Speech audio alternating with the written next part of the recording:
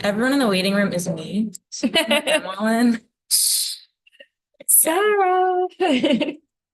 Impatiently waiting to be let in. City council.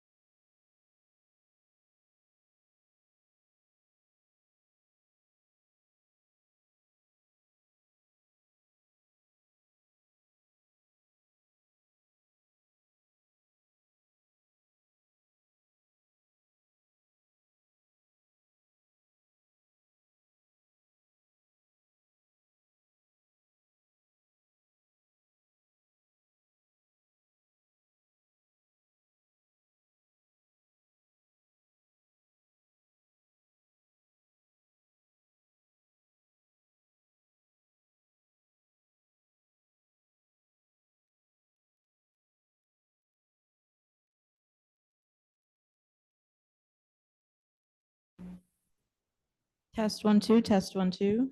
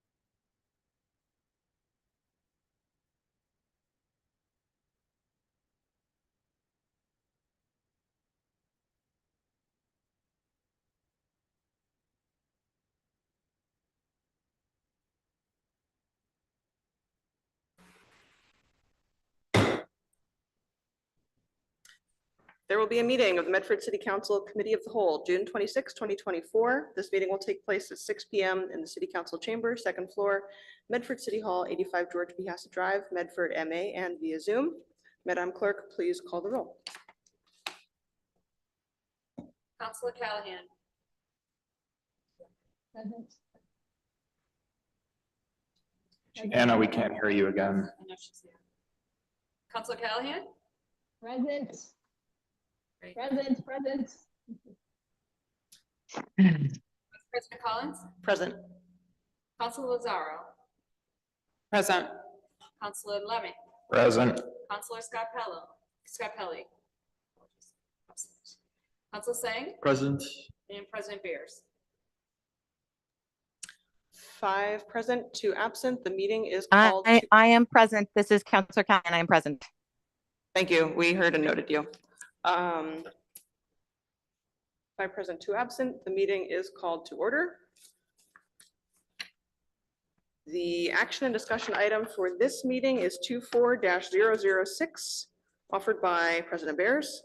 Review of the 2024-2025 Council Governing Agenda.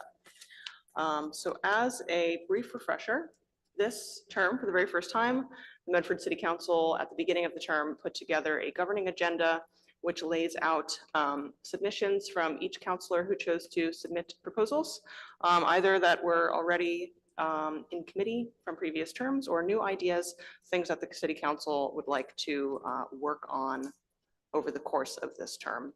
The process for putting together this document was paper 24-006 proposing the same.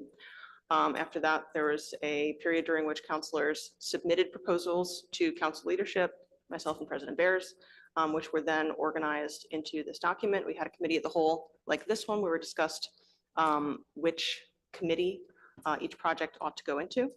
And each project, if it didn't already have a paper number, has been assigned a paper number as it's been proposed. So in this meeting, we are going to have our first check-in on this document. Now that's halfway through, it's halfway through this year. It's a quarter of the way through the term. So this is a status meeting to review all of the papers currently in the governing agenda. And so the process for this meeting, we have about 45 minutes. We're not going to go past 7 p.m.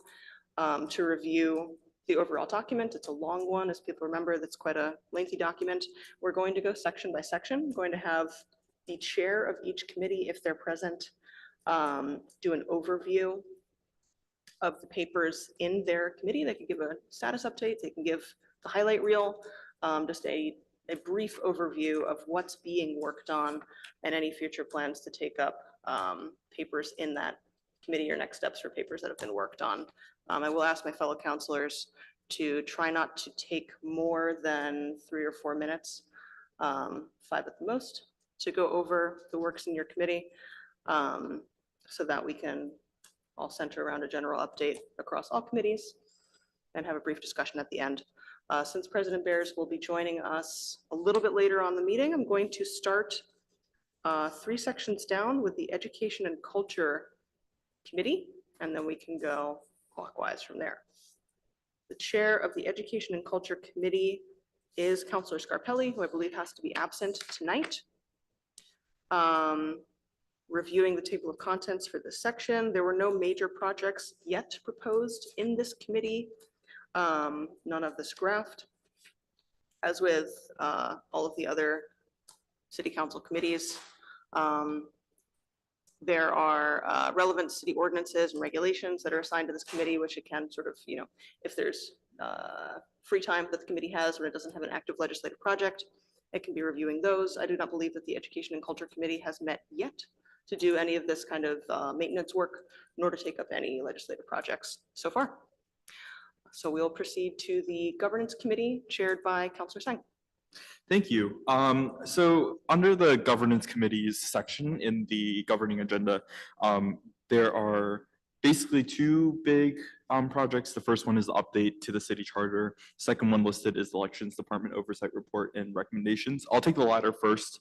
On that, we met, I believe we met twice on it, once with with members of the Elections Commission to review the findings of the postmortem after the 2023 election.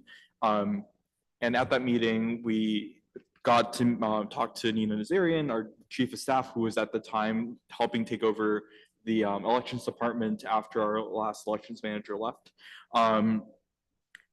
It was a decently, informative meeting, and I think the committee decided that we would give the new elections manager time to settle into the role and to basically help the elections department get the resources they needed in the future. So that is basically, at least with the 2023 election oversight report and recommendations, we've completed that.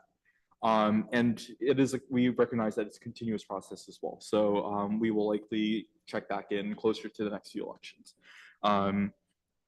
With the updates to the city charter, we had wanted to start this project a little sooner in May or June. We've been trying to work with the mayor's office on this. There have been some complications on that front. One of them being that the Collins Center, who we like to help give us documents and present to us, is not contracted to meet with us. So that's something that the mayor has told me that she will work on. But the mayor's office has told me that they will also get us documents that they've presented to the charter review committee as well, to help us kickstart our meetings. I think we have a goal of starting somewhere in the summer or early fall with it. The chair, one of the co-chairs of the Charter Review Commission, has also told me that they will likely have a draft charter ready in September or October, but it's the preference of the governance committee to get started on this a little bit earlier, given the length of this project.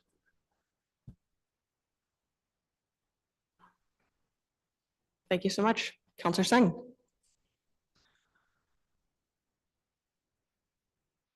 We will proceed next to the Planning and Permitting Committee, of which I am the chair.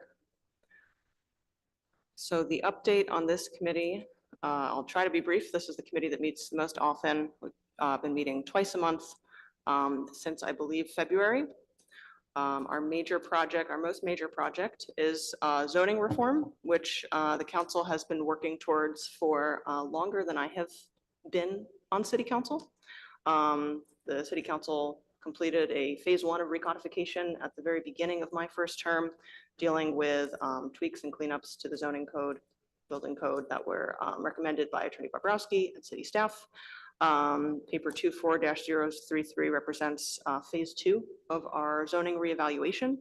The city council secured funding for a zoning consultant in 2022 and 2023, and that, with the help of the Planning, Development, and Sustainability Department, is manifesting in our contract with Innis Associates. We have been meeting with them at least monthly since March on a work plan to overhaul the city's zoning and bring it into alignment with the comprehensive plan, the housing production plan, and the climate action and adaptation plan, which were created collaboratively between city staff, the city council, and residents over the past several years. And we've gotten through kind of the initial tweaks, definitions, streamlining, kind of low-hanging fruit aspect of that process with the first package of zoning amendments that we passed earlier this month. And our next batch of work, I believe, is around using the mapping analysis, which was just completed by Innis Associates. We reviewed it last night to develop a global approach to zoning changes, things that we want to see throughout the entire community, and also neighborhood by neighborhood, district by district, corridor by corridor changes to bring smaller areas of the city into alignment with what residents want, guided by those plans. So that is the, I think, most major project of this committee. There are other ordinance projects that go along with it. For example, transportation demand management proposed by councilors Lemming and Seng, which also comes to the climate action and adaptation plan. I know this has been brought up to city staff. There are other proposals in this committee which have not yet been taken up at a super granular level, such as green score, which also has to do with the building code and making new developments more energy efficient and holding developers in Medford to a better environmental standard. This ordinance, under the ordinances section, the condo conversion ordinance was recently subsumed into the zoning overhaul bucket of work, because this aligns with our affordable housing goals that are very prominent in the goals of the zoning revaluation that we're doing. So we'll be pursuing the condo conversion ordinance, which was begun in 2022 within the context of the zoning overhaul. This committee is also where we have referred several housing home rule petitions, including rent stabilization. We held one meeting on that. I'm the sponsor of that paper. I don't plan for us to meet on that until at least the fall. We also referred into this committee the housing home rule petition around the real estate transfer fee. The future of this local option at the State House is looking uncertain, I would say bleak. And so I think it's a discussion that I would like to have with my fellow counselors, what the fate of that home rule petition should be in this committee. There are several other projects in this committee, including reviewing the fee schedule, which we have already begun, making sure that our administrative fees are brought into alignment with best practices from other neighboring committees, make sure that we're not charging way less than other communities are charging for things like marriage licenses, dog licenses, vehicles, just making sure that we're keeping up with best practices and updating things that haven't been updated in a very long time. The cycling safety ordinance, this has not been formally proposed yet. This is a idea that I would like to put forward later in the term. And I know that our PDS department has already kind of included the goals of a cycling safety ordinance into our existing complete streets set of goals. Finally, some proposals that have not yet been formally introduced that have to do with energy efficiency for new and existing buildings, energy disclosure, the benchmarking ordinance, and finally, the rental licensing ordinance also needs to be given a paper number, as this was proposed in March of this year. We have not yet had a meeting on a specific proposal for the ordinance itself in this committee. Finally, pesticide regulations and the blasting and earth removal regulations. These are two other ordinance projects that we have not yet met on to go over language, and perhaps they are things that we'll meet on later in the term if our other priorities allow for it. I also want to note that the licensing, permitting, and signs subcommittee exists within this committee. Councilor Scarpelli is the chair of this subcommittee, and he has held meetings with certain signs appeal applicants so far in the term.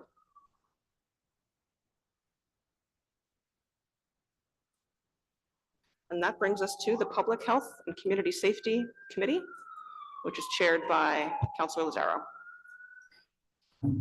Thank you, Vice President Collins. The Public Health and Community Safety Committee is handling a couple of active issues right now. We did briefly address a proposal for a warming and cooling center that I offered early in this term. We had a discussion about what that would entail, what is needed to open a facility like that in Medford. And it was just sort of broad strokes conversation, beginning the discussion and early navigation of how that could look. As time passes, the most pertinent part of that conversation remains space and how what space would be available and how we would access it, and obviously also cost. The other cities that Somerville and Revere that fund warming centers via their municipalities and their city budgets. It costs about $200,000. And they use municipal spaces that they have access to. So that's the next step of that conversation. We have a couple of things that are sort of haven't been addressed yet that are on this list, but this isn't quite up to date. I think this document, maybe I could probably do some updating because we have discussed a few times the wildlife feeding ordinance in this committee. So I should communicate about that and update this document. I know this document is This is the ongoing. February This is the 2024 February version, version. so yes, it's not up to date. Got it. So we've talked about the wildlife feeding ordinance, and that is on its way in the direction, I think, of completion, but it's not quite there yet still.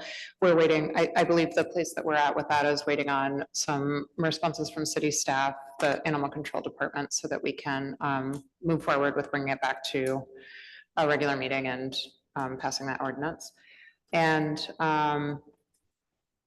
there are a couple of other things, the interesting thing about this document to me as a new counselor is that it was sort of difficult for me to anticipate what might show up on this document. I wasn't certain coming in what things were going to appear before us, and what we wanted to have happen and what ends up happening are two different things, kind of. So I'm interested to see how everything continues to develop, but there are a couple of things that I know, even just in the last meeting, that are going to show up on in different committees. So this could use a light bit of updating, and I know the wildlife feeding ordinance being added to the public health community safety committee would be one of those things. Yes, so that's all. Oh, one other thing, we did talk about we got the update on surveillance. The surveillance report was updated in that committee as well. Yes. Thanks. Thank you so much, Chair Lazaro. And just to reinforce, I think that was an exceptional highlight reel of some of the work done so far in this committee, and reconciling, those headlines with the list of topics in the governing agenda. There's even more that has been referred into that committee that we have met on. We've been holding more committee meetings this year than ever before by quite a large magnitude. I see President Bears has raised his hand. Go ahead, President Bears, or I'll unmute you. Madam Clerk, if you could please make him a co-host. Oh, thank you. Hi there. Just wanted to say sorry I was late. And I'm happy to review Committee of the Whole and Administration and Finance at whatever time is helpful. And just want to thank you, Madam Vice President, for taking on this meeting. Thank you so much. We're just going in order of the governing agenda right now, so I thought we could come back to those right at the end and end on a high note. Next, we come to the Public Works and Facilities Committee, chaired by Councilor Callahan. Thank you. So hang on one second.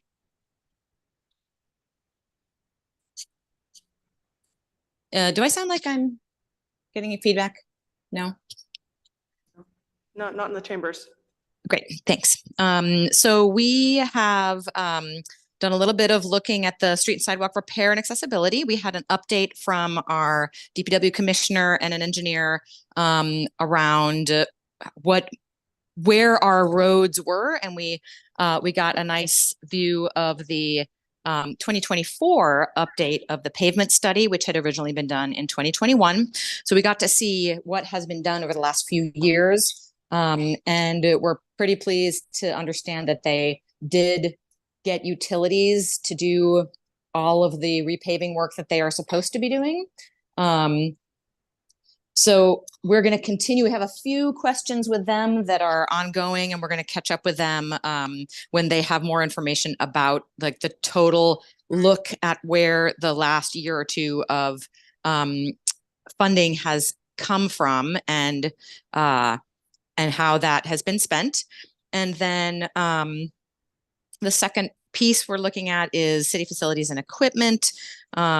Really, the main thing we did there was because we have a new building commissioner, we have asked them to do a review of all of our public facilities. So we will meet with them to go over that.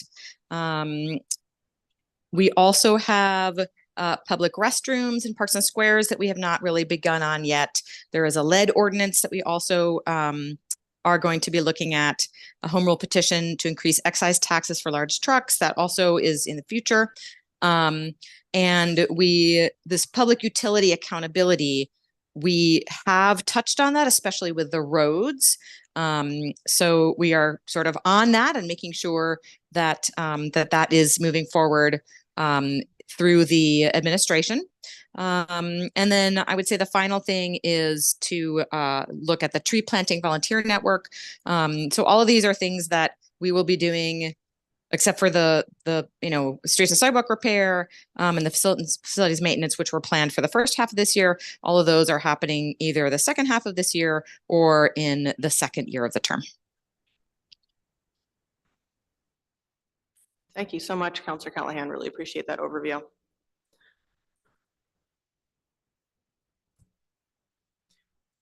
Next, we will go to Councilor Lemming for an overview of the Resident Services and Public Engagement Committee. Thank you, Vice President Collins. So the Resident Services and Public Engagement Committee has primarily met on the first, we had a committee meeting on the Human Rights Commission reform, which reflects the efforts of Councilor Sang. We designed a social media policy. A lot of our efforts went into the modernizing city council communication strategy. Social media policy was designed by, I believe it was Councilors Sang and Lazaro. A lot of our efforts in modernizing the communication strategy has just been in developing new routine habits to get information out to the public, namely the newsletter, which we're drafting and releasing every month. So there have been a couple of administrative challenges in terms of building a mailing list for that and working out the relationship between the administration and city council in releasing those to the public. But at this point, we're going to be drafting the third newsletter tonight, and I think we have a pretty smooth routine going.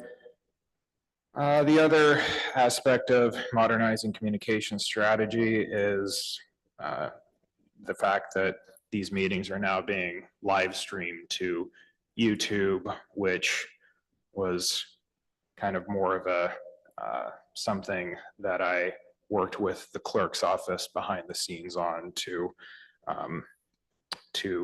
get that to happen. Kind of like did a lot of chasing down of some of accounts and whatnot to figure out how to put that together. The other aspect of this that we have been working on is meeting with underrepresented groups, namely the listening sessions that were proposed by Councilor Callahan.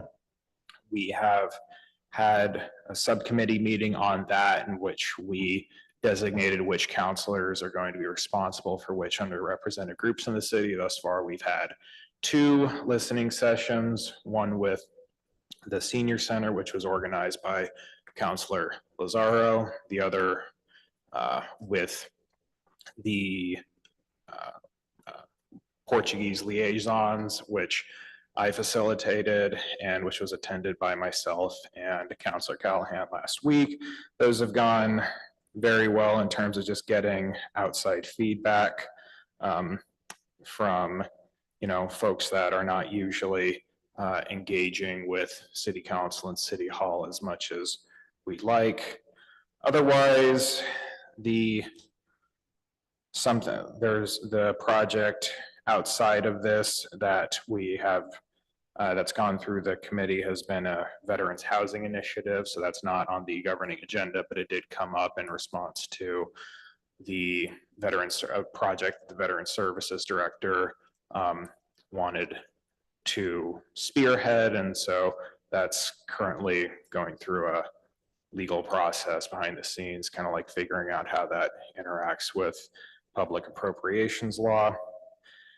And yeah, one of the challenges of this committee is that it's more about It has a lot of ongoing projects, so we're never going to stop streaming to YouTube. Hopefully, we're never going to stop releasing a newsletter. So it's just about creating more transparency and engagement habits within city council. So we can't really check any one of these off in a project-based fashion. It's just like there's just a lot of ongoing things that we're going to be doing in continuity. So there is a bit of a capacity problem with like a capacity issue with this particular committee. Great. So Thank you, yeah, Councilor that's Lemming. all I got.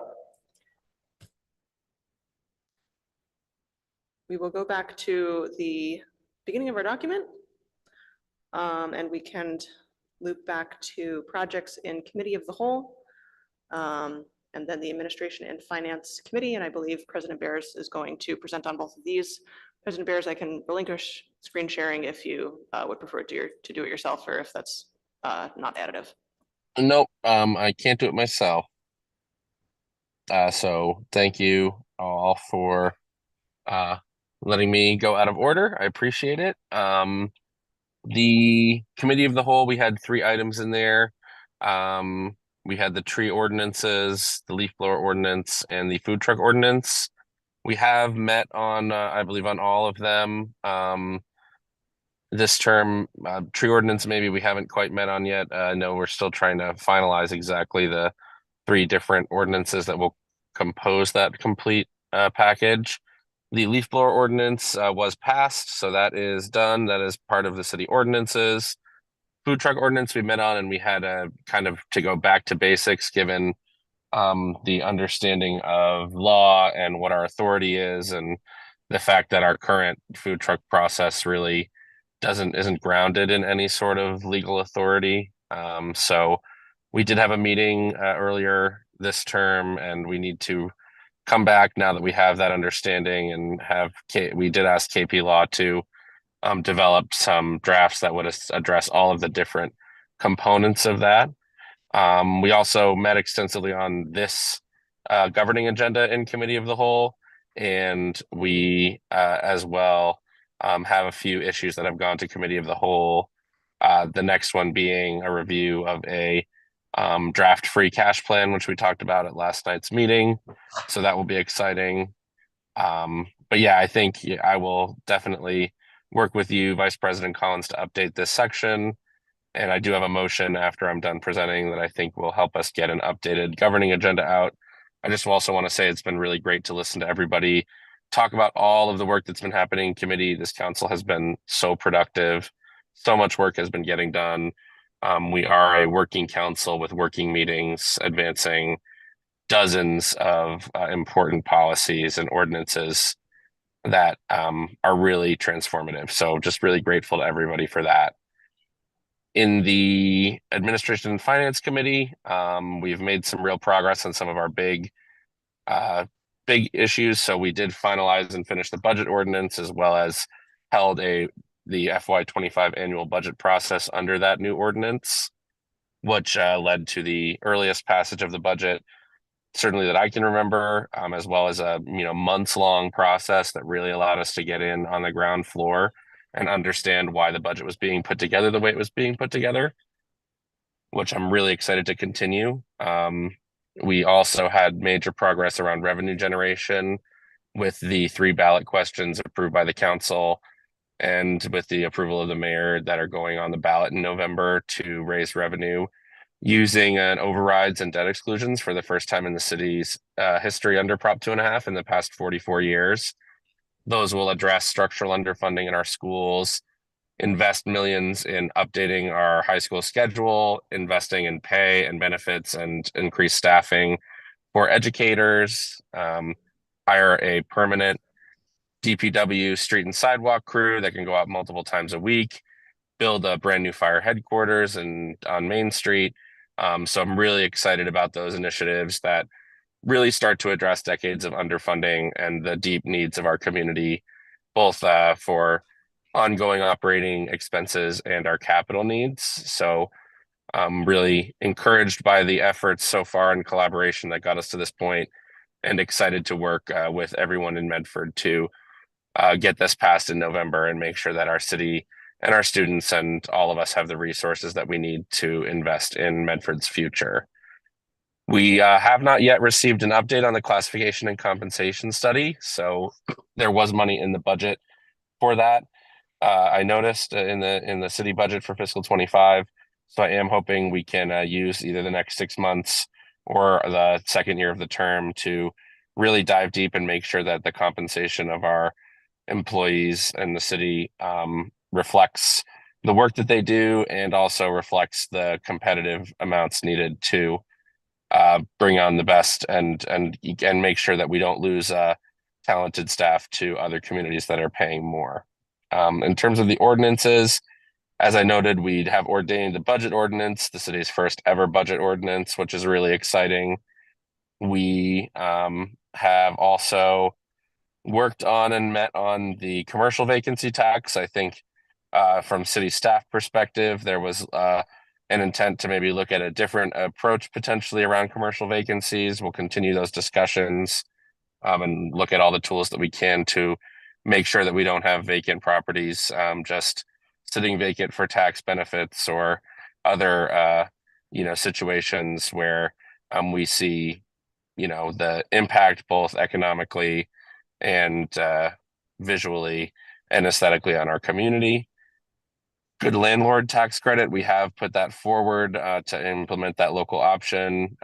We need to meet in the next 6 months, and I think we can keep our goal of December of getting this in place as part of our comprehensive housing strategy, including things like rent stabilization and our zoning reforms to address the housing crisis here in our community and support those who are doing the right thing and working to keep down rent increases and keep rent prices from skyrocketing.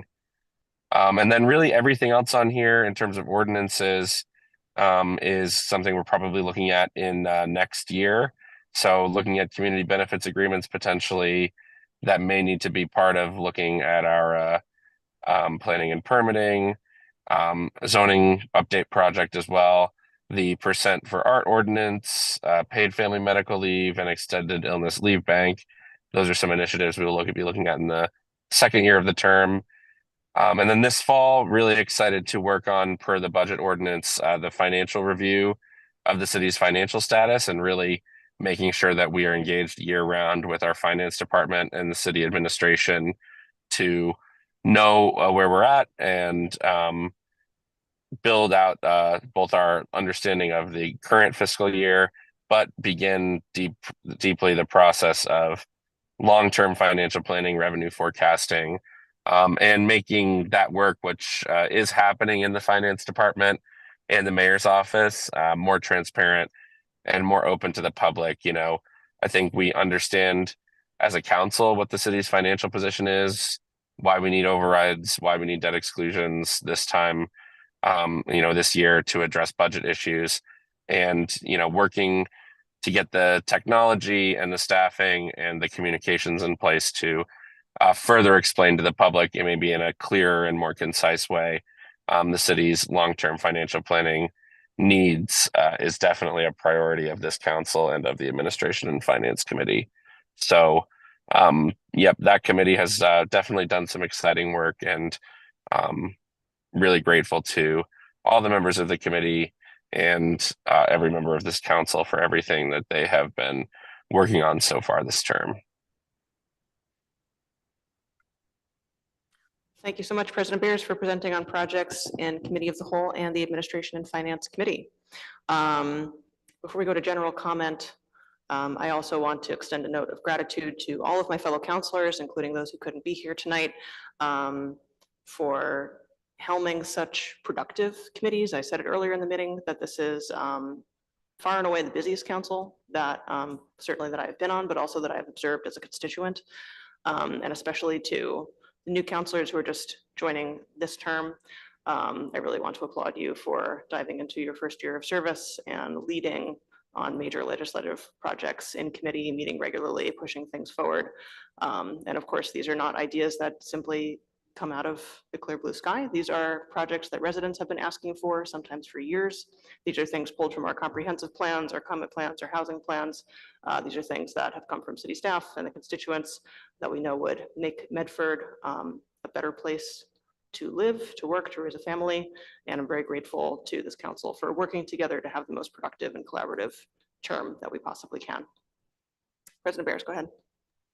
Thank you. I just wanted to motion to request that all committee chairs submit an update to the president and vice president on their committee. If there's any changes they'd like to see made to the governing agenda, any items that have been made, and for the president and vice president to also use the newsletters as a guidepost for updating the governing agenda and putting out an updated version of this document, including a short summary of to date, how many meetings we've had and what major accomplishments have been achieved by this council so far this term. Thank you, President Barris. On the motion by President Barris, seconded by Councilor Lazaro. Madam Clerk, just let me know whenever you're ready. No rush.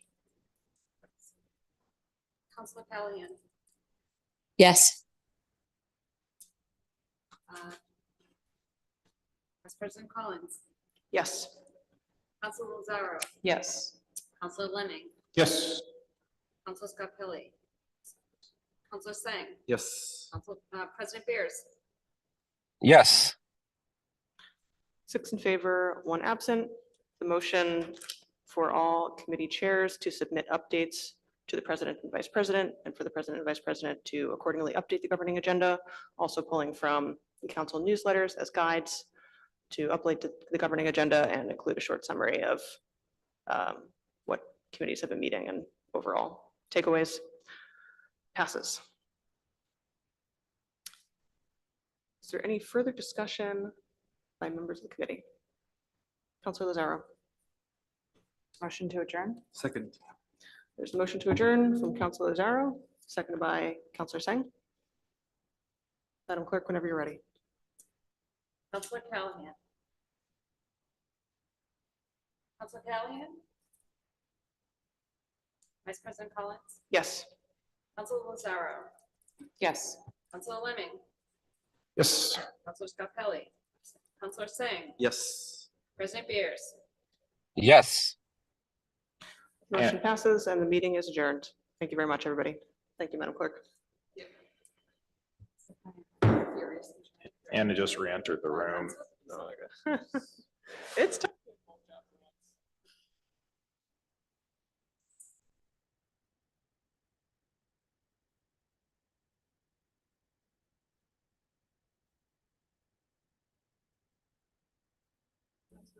Did you second Zach's motion?